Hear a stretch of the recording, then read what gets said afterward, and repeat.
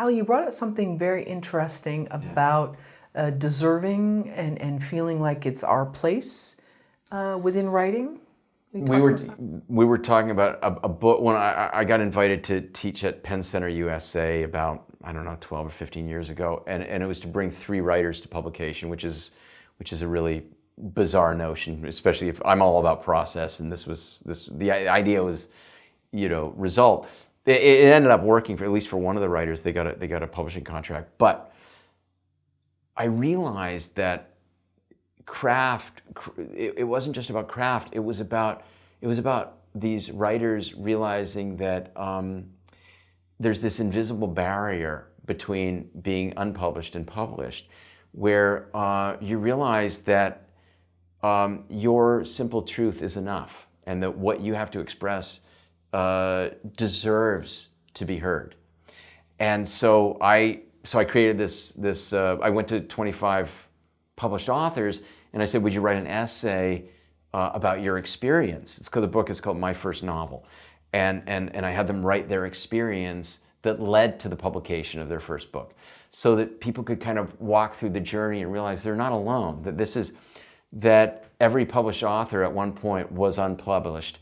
And what they had to walk through was the willingness to sort of tell their truth on the page, in spite of the fact that they have no idea what the result will be.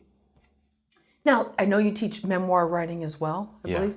Do you find sometimes, though, that there's an opposite of someone that maybe they think their story is so amazing, and, my family came over on the Mayflower and I'm amazing, and I need to tell my story, and it's not really that interesting. So no, the stories are always interesting. They're always interesting. Again, it's not what happens, it's the meaning we ascribe to it. So everybody has a story to tell, and everybody's story is valid. And my job is to facilitate writers in finding the story that lives fully and completely within them. The story isn't the facts. It's not the events of their life, but it's the meaning they ascribe to these events. It could be anything. It could be about your relationship with your cat. That can be absolutely fascinating if you're true to your point of view. Because everybody has a unique point of view, but what we have to do is we have to overcome that sort of self-consciousness that, oh, gee, what are other people going to think?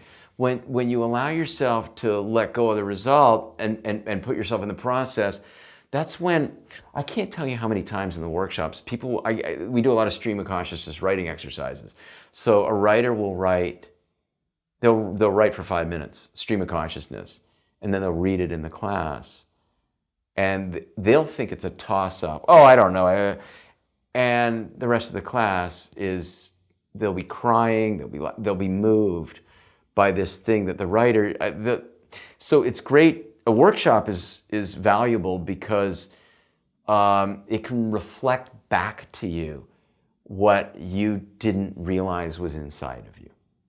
I think you've said about comedy, because you made your living as a stand-up comic from a very young age. I did. That just because you get a laugh doesn't mean you're funny.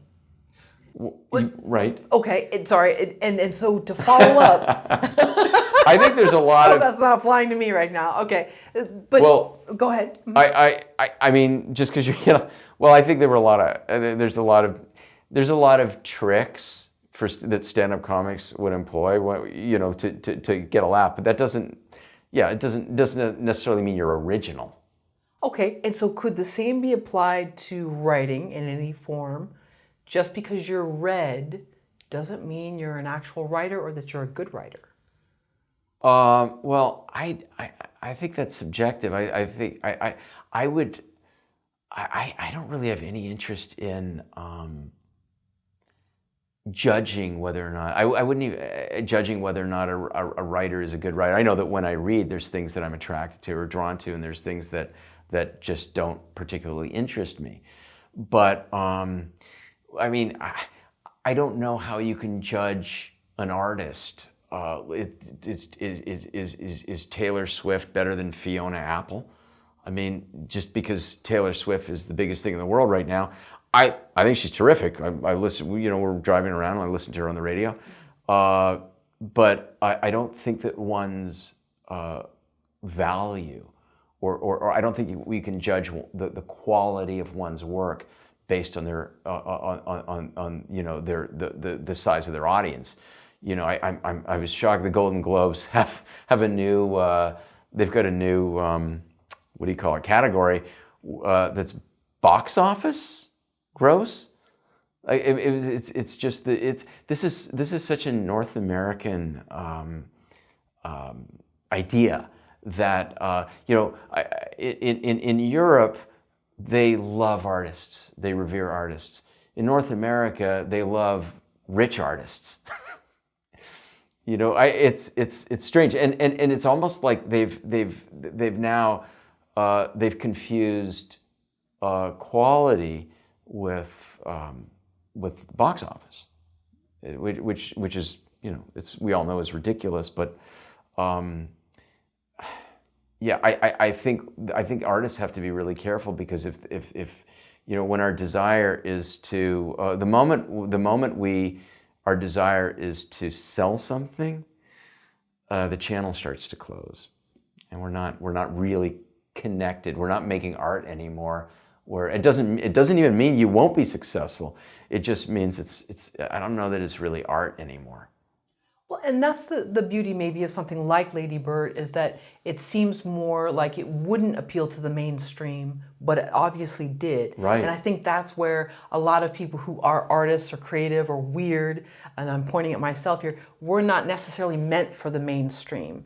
But if you can cross over and they can sort of find value in what you do, that's great. Right.